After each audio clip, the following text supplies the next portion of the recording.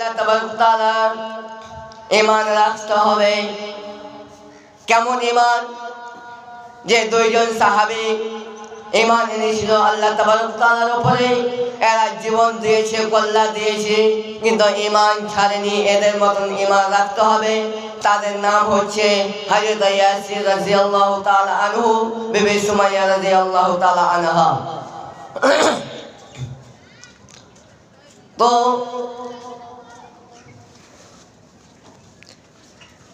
আরেকজন মাসি 30 টাকা দিয়েছে। যে উদ্দেশ্য দিয়েছে রব্বুল আলামিন, এই উদ্দেশ্য তুমি পূরণ করিও।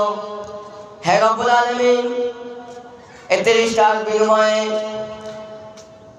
তুমি তোমার বিনিময়ে তুমি দান দিও, মরার পরে তাকে জান্নাত দিও। আরেকজন 30 টাকা দিয়েছে। যে উদ্দেশ্য দিয়েছে এই উদ্দেশ্য তুমি পূরণ করিও। তার যারা দান দিচ্ছে এদেরকে তুমি মরার পর জান্নাত দিও। তো যারা দান দিবেন একটু তাড়াতাড়ি দিয়ে যাবেন। কত টাকা, কত পয়সা, কত টাকা, কত পয়সা, কত রাস্তায় খরচ হয়। আল্লাহর রাস্তায় দান করিলে আখিরাতে জমা হয়। কত টাকা, কত পয়সা, কত টাকা, কত পয়সা, কত রাস্তায় খরচ হয়।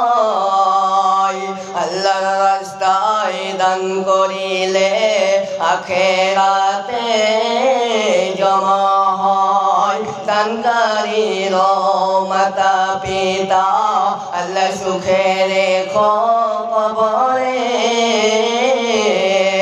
নূরের টুপি মাথায় দিয়া উঠাইও রোজ হাসরে। কত টাকা, কত পয়সা, কত রাস্তায় খরচ হয়। আল্লাহর রাস্তায় দান করিলে আখিরাতে জমা হয়। তো প্রথম নম্বর যেটা বললাম, মান আমানা বিল্লাহ, আল্লাহর উপরে ঈমান আনতে হবে, আল্লাহর উপরে তাওয়াক্কুল করতে হবে। এই দুইজন সাহাবী এরা ঈমান এনেছিল, আল্লাহর উপরে জীবন দিয়েছে, কল্লা দিয়েছে, কিন্তু আল্লাহ দেয়নি, ঈমান ছাড়েনি। তারপরে ওয়াল ইয়াউমিল আখিরি,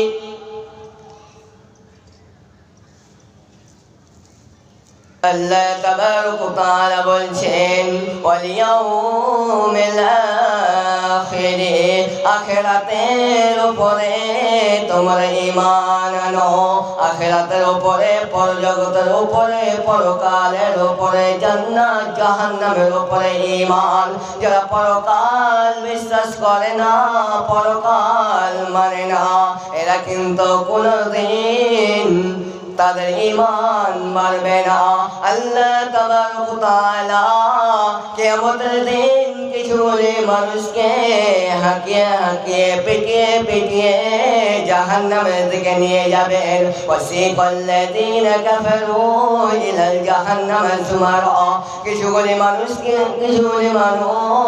আল্লাহ তাবারক তাআলা পিটিয়ে পিটিয়ে তাদেরকে জাহান্নামে নিয়ে যাবেন। অন্য লোকেরা বলবে, হে রব্বুল আলামিন, কেন তাদেরকে জাহান্নামে হাঁকিয়ে হাঁকিয়ে, পিটিয়ে পিটিয়ে নিয়ে যাওয়া হচ্ছে? আল্লাহ তাবারক তাআলা বলবে আজকে তাদেরকে উপযুক্ত প্রতিফলন তাদেরকে দেওয়া হলো। তখন অন্য লোকেরা বলবে হে রব্বুল আলামিন তারা কিসের কারণে জাহান্নাম গেল এটাই বলে দেন। তখন আল্লাহ তাবারক তাআলা বলবে ইন্নাহুম কানু লা ইয়ারজুনা হিসাবা, এরা বিচারের দিন মানে নাই, আখিরাতের দিন মানে নি, পরকালের দিন মানে নি, আখিরাতের দিন। আরেকজন মাসি 40টা দান দিল। হে রব্বুল আলামিন যে উদ্দেশ্য দান দিচ্ছে এই উদ্দেশ্য তুমি গ্রহণ করো, মরার পরে তুমি জান্নাত দিও। যারা দান দিবেন দু তাড়াতাড়ি আসবেন। আল্লাহ তাবারক তাআলা বলছেন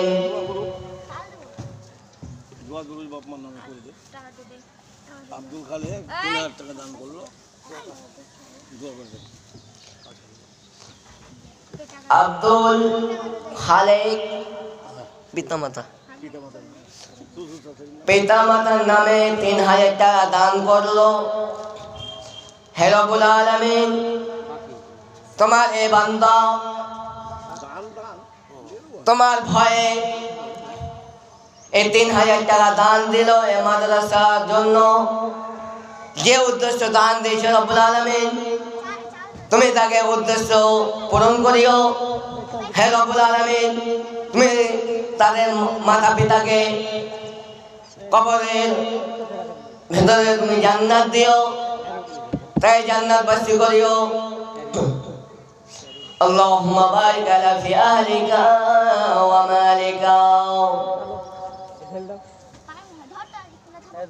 3000 টাকা দিল দান। ও গো বাড়ি দয়াময় তুমি হে রব্বানা মাফ করে দিও তার জীবনের গুনাহ। আরেকজন মাসি 80 টাকা দিল। যারা দান দিচ্ছে হে রব্বুল আলামিন এদেরকে তুমি যে উদ্দেশ্য দান দিচ্ছে এই উদ্দেশ্য তুমি পূরণ করিও এই মাদ্রাসার জন্য।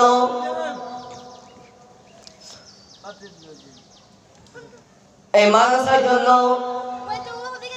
দান দিচ্ছে হে রব্বুল আলামিন তোমার ভয়ে। আরেকজন দাদা 80 টাকা দিল। যে উদ্দেশ্য দান দিচ্ছে এই উদ্দেশ্য তুমি পূরণ করিও, মরার পর তাকে জান্নাত দিও, সবসময় যেন ভালোভাবে রাখিও। হে রব্বুল আলামিন যারা দান দিচ্ছে এদেরকে তুমি সে কিয়ামতের মাঠে